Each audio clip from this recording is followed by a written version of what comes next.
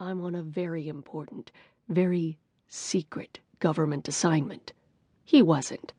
League of Nations business. Health Committee. Lowe elaborated nonsensically.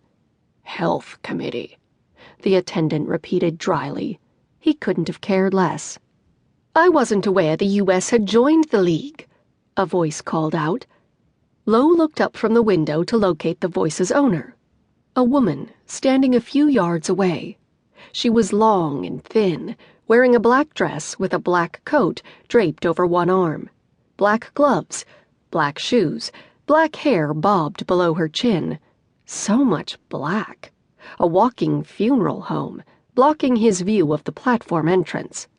And she was staring at him with the intensity of a one-person firing squad. I did say it was a secret assignment, he called back, in case you missed that part of my private conversation. Yes, I heard, she said in an upper-crust transatlantic accent, as if it were perfectly polite and normal for her to comment. No remorse whatsoever for butting into his business. Excuse me, and please leave me alone, he thought, as he turned back to the ticket window. Concocting a believable story on no sleep wasn't the easiest task. But she wasn't done. Can I have a word, Mr. Magnusson? Had she heard him giving his name to the agent, too? Ears of an owl, apparently. Sir? Lowe's attention snapped back to the agent. Look, just get me the ticket before the train leaves. Have a porter deliver my steamer trunk to my address. I'll be back in a minute. He stepped away from the counter and strode toward the woman. Mr. Magnusson. Yes, he said irritably. We've established you know who I am. Her brow tightened. You were to meet me.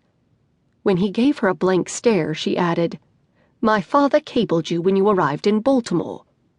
Shit. In his haste to change trains, he'd forgotten about meeting up with Archibald Bacall's daughter, the oddball museum curator. Not that she was unappealing, now that he was seeing her up close. Not plain, either. To complement her owl-sharp hearing, she had an angular face that reminded him of a bird of prey.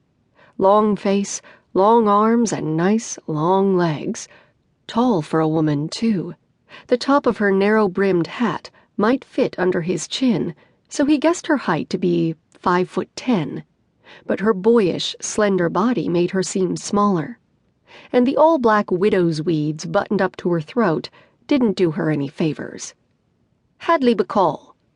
She stuck out a hand sheathed in a leather glove trimmed in black fur. More fur circled the collar of the coat draped on her arm. The Bacalls had money. Old San Francisco money from the gold rush days, her deceased mother's fortune, if he wasn't mistaken. The Bacalls also had significant influence in the art museum at Golden Gate Park. Her father ran the Egyptian Antiquities Wing and sat on the board of trustees. He'd been a field archaeologist when he was younger. Not that Lowe had ever hobnobbed with the man. Without the amulet carefully tucked in Lowe's satchel, Dr. Archibald Bacall and his daughter would not be extending high-class handshakes in Lowe's direction. Hell, they wouldn't even give him the time of day.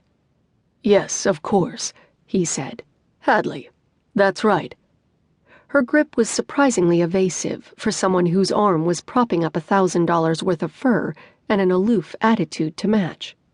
She tried to end the handshake as quickly as she'd offered it, but he held on. Just for a second. She glanced down at his hand as if it were a misbehaving child. He reluctantly let go. You did get my father's telegram, did you not? She asked. Sure. He'd received a lot of telegrams from the man after the photograph of Lowe and his uncle standing in front of the Filey excavation site circulated in newspapers on both sides of the Atlantic. A photograph that had been reprinted a month later in National Geographic. Why were you lying to the ticket agent? She asked. He coughed into his fist. Oh, well, it's a long story and one I'm afraid I don't have time to share. I'm switching trains, you see, so I won't be able to meet with you after all. One slim brow arched. She was almost attractive when she was frustrated, very glacial and austere. The corners of her eyes tilted up in an appeal.